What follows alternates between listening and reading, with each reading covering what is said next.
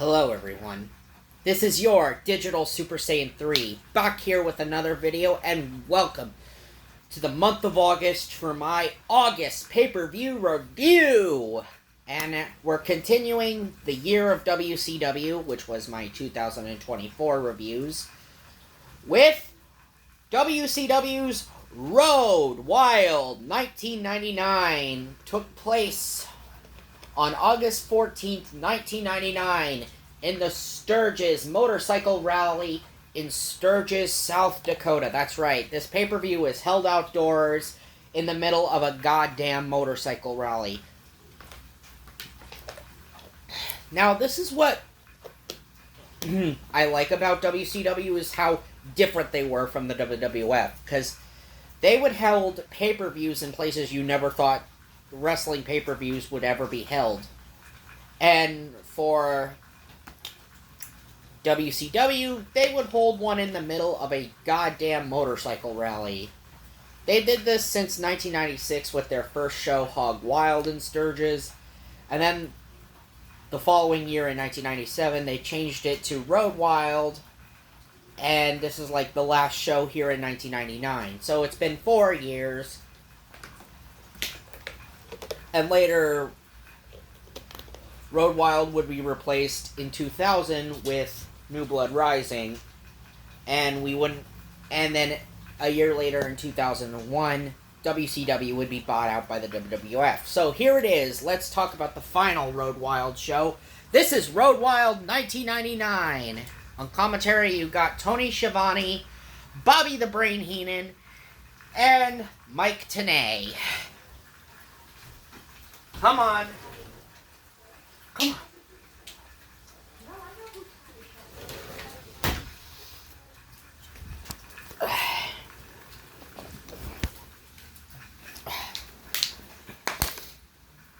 So, okay, we start this off with a 6-man tag match, as we have Eddie Guerrero, Billy Kidman, and Rey Mysterio Jr. That's right, we're back in 1999, and Rey Mysterio still wrestles unmasked, as they take on the team of Vampiro and the Insane Clown Posse, Violent J and Shaggy 2-Dope, with Raven, as they call themselves the Deadpool. This was a really fun 6-man tag match to start this show off. This was like Raven's last appearance in WCW, because, you know, he would be back in ECW before you know it, and he would end up winning the tag team titles with Tommy Dreamer on the night the Dudley Boys would leave ECW for the WWF. So, yeah, this was Raven's last WCW appearance. And yes, Raven did get involved a lot during this match, but it was still a very fun match to watch. Not much to be said, except Kidman ends up hitting the shooting star press on Shaggy 2-Dope. Shaggy 2-Dope ends up eating the pinfall, and we got a really good match here. Next up, we're getting another tag match, and it's our first title match on this show, as we got Harlem Heat, the reformed Harlem Heat, defeating the Jersey Triads Canyon and Bam Bam Bigelow. That's right, the Jersey Triads Bam Bam Bigelow and Canyon. Now, Harlem Heat reformed after Stevie Ray came to Booker T's aid when the Jersey Triad was about to beat up Booker T, and Stevie Ray came to his brother's aid. So now Harlem Heat is back together. The band's back together. Now, they haven't teamed for an entire year, so of course there's going to be some... Of course, the commentary team's going to talk about the whole tag team rust, since they haven't teamed for an entire year.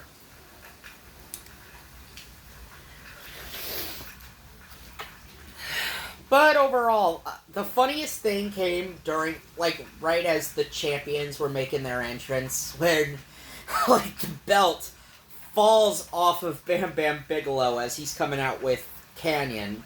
Like, the belt falls from Bam Bam's waist, and Bam Bam has to pick the belt up. It's so funny. He picks up the belt. As for the actual match itself, it really wasn't anything special.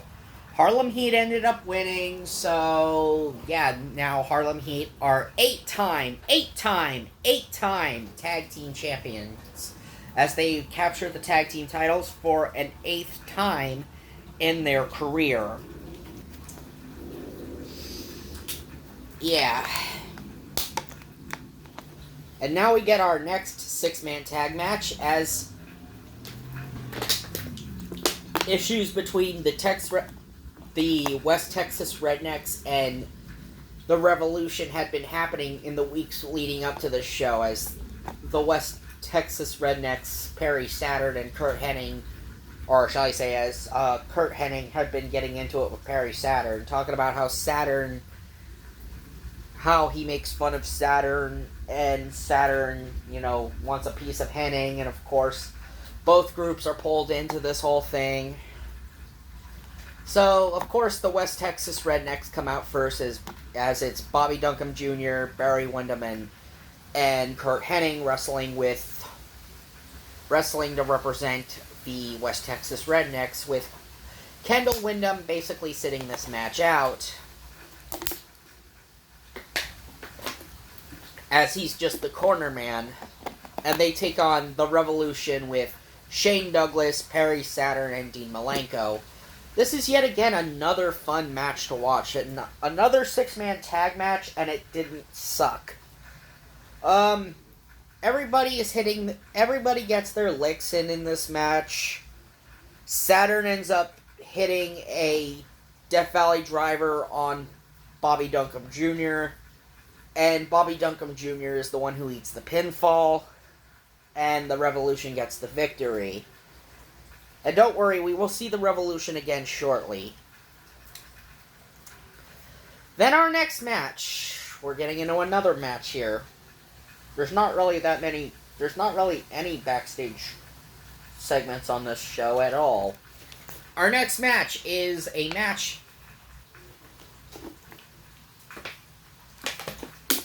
between Buff Bagwell taking on Ernest the Cat Miller with Sonny Ono. And the Cat is wearing this singlet, and it's titled, and it has the words, The Cat written on it. I know he's called The Cat. I know his name's Ernest the Cat Miller, or he's just calling himself The Cat. Anyway, and he ends up taking on Buff Bagwell.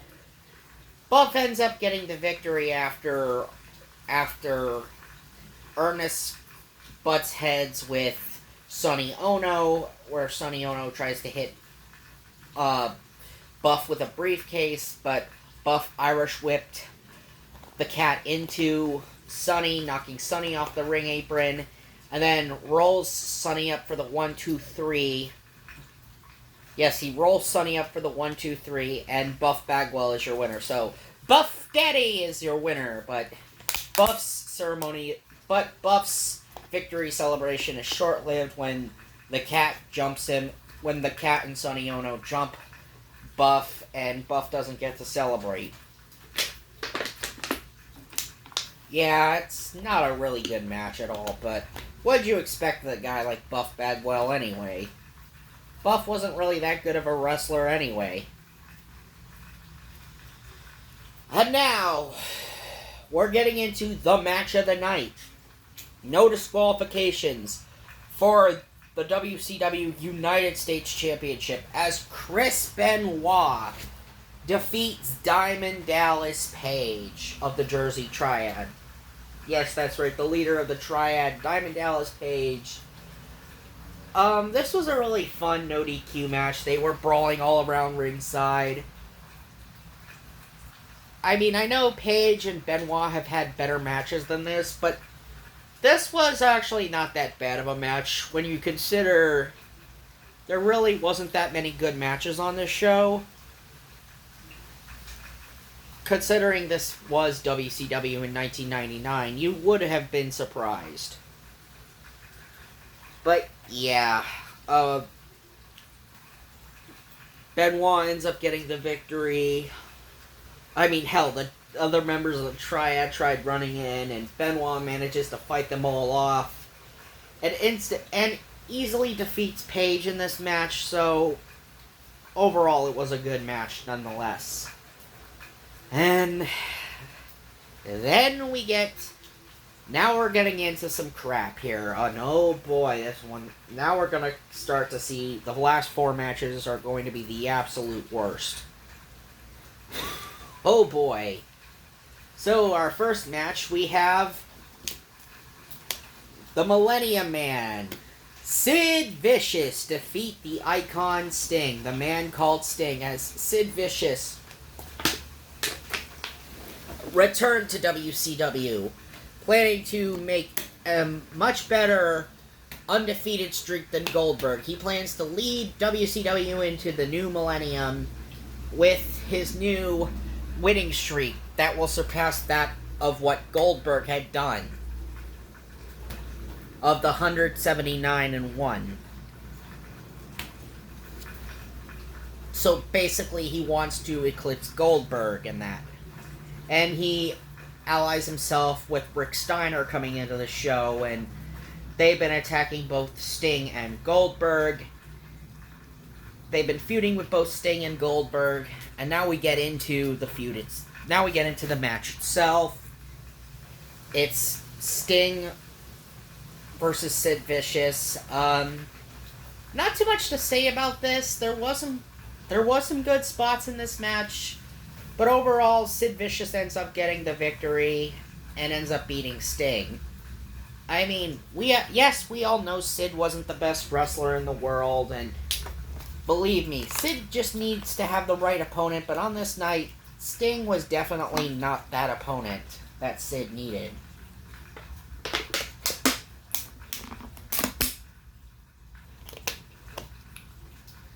So Sid continues his unbeaten streak. Next up, we got Goldberg defeating Rick Steiner. That's right, Goldberg is taking on the dog-faced gremlin Rick Steiner. So, yeah, after everything, did you really think Rick Steiner was going to beat Goldberg? Did anyone really think Rick Steiner was going to beat Goldberg? Absolutely not. No disrespect to Rick. I know Rick is a legend. I know he's currently a WWE Hall of Famer with his brother.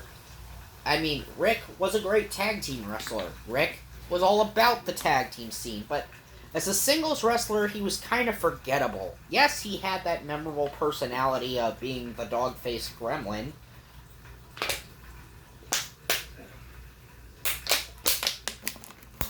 But as a in-ring bad guy, he really wasn't the greatest in-ring bad guy we had.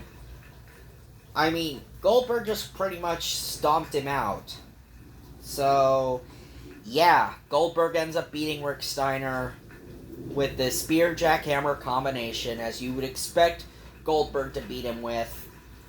Nothing more to be said here. So now our next match, as we're coming into the last 2 matches, our next match we have Macho Man Randy Savage taking on Dennis Rodman in a no disqualifications match. Now, in the weeks leading into this show on Nitro, Dennis Rodman did in fact kidnap Gorgeous George. Sure, Macho Man got Gorgeous George back, and then vowed to keep her under lock and key, to keep her away from Dennis Rodman, knowing that Dennis Rodman is in Sturgis. Okay, now we get into the match itself. Dennis Rodman comes out first. Dennis Rodman does come out first. And then out comes Savage by himself, and then Dennis Rodman grabs the microphone and says, "Yo, Savage, where's my bitch at?" And then Randy Savage says, "Tonight, I'm gonna make you my bitch." Yes, this one. Now, let's talk about Dennis Rodman for a second. Yes, Dennis Rodman may not have been a great wrestler, even though he is a basketball player. And yes, transitioning into wrestling is not a very easy thing, because a lot of people, it takes years to transition into professional wrestling. Not everybody is capable of doing that. But yes, the one thing Dennis Rodman did for WCW, he did draw good business for them for the past 2 years, with 97 and 98 with the Bash at the Beach shows. So this was WCW going to the well one more time, thinking, are we going to find that gold at the end of the well? Well, no. As this time around, he's in a singles match against Randy Savage. And this match really was not that good at all. This also was Randy Savage's last WCW pay-per-view, by the way. And he takes on Dennis Rodman. And yeah, they are brawling around backstage, and Savage throws Rodman into a porta potty, and then dumps the porta potty down with Rodman inside. Yeah, this was really gross, man. This was really, really gross. And then Gorgeous George came out, and she nutshots Rodman once they made their way back to the ring, and then hands a chain to Savage. Savage hits Rodman in the face with a chain. 1, 2, 3, Randy Savage is your victor. Of course, Randy Savage was going to win this match, but did we really need this whole match at all? I mean, I know Dennis Rodman did good business for 97 and 98, but this was also Dennis Rodman's very last appearance for WCW. I mean, sure, he did have one more wrestling match after this, but it was for iGeneration Wrestling when he wrestled Kurt Hennig. Yeah, he wrestled Kurt Hennig in a hardcore match, although he lost and got he got DQ'd, which is the question: how the fuck do you get DQ'd in a no DQ type of match, in a hardcore match? Yes, he had a wrestling match with Kurt Hennig, a no DQ match with Kurt Hennig at iGeneration Wrestling's Rodman Down Under event in 2000. That was basically like the last time I believe Rodman had a wrestling match. But yeah, this was not a good match. And now we come to it. For the Heavyweight Championship of the World, the main event for Road Wild 1999. It's career versus career, as Hulk Hogan, the World Heavyweight Champion, defeats Kevin Nash. And yes, if Hogan were to lose the world title to Kevin Nash, he would have had to retire. And the same thing went for Nash. And Nash had to be forced to put his career up after Hogan got the victory in a 6-man tag match featuring Sting and Goldberg against Rick Steiner, Kevin Nash, and Sid Vicious, I believe? Yeah, Sid Vicious, yeah. So keep in mind, Hulk Hogan is no longer wearing the Hollywood Hogan outfit. He's no longer Hollywood Hogan. He's Hulkamania Hogan. Hulkamania is back, and Hogan ends up getting back up from the jackknife powerbomb that Nash hits him with. He kicked out of the jackknife powerbomb, hulks up, hits the 5 moves of doom, leg drop, 1, 2, 3, and Nash's career is over. Well, no, technically Nash's career did not end that night in Sturgis because of the fact that WCW did not even stick to having the stipulation of Nash be retired, because Nash still showed up on television even when he was supposed to be retired. And he still wrestled after this. So, the retirement angle did not mean shit. You know, why even have a career versus career match if you're not gonna abide by it? At least Randy Savage, when he had the career versus career match in 91 with Ultimate Warrior, at least Savage, you know, he spent most of the majority of the year on commentary. At least, you know, he didn't get back into the ring until December. At least it bought its time for Savage to be reinstated. But this, on the other hand, meant nothing. Even though this was for the World Heavyweight Championship, Nash's career did not technically end because he still wrestled after this.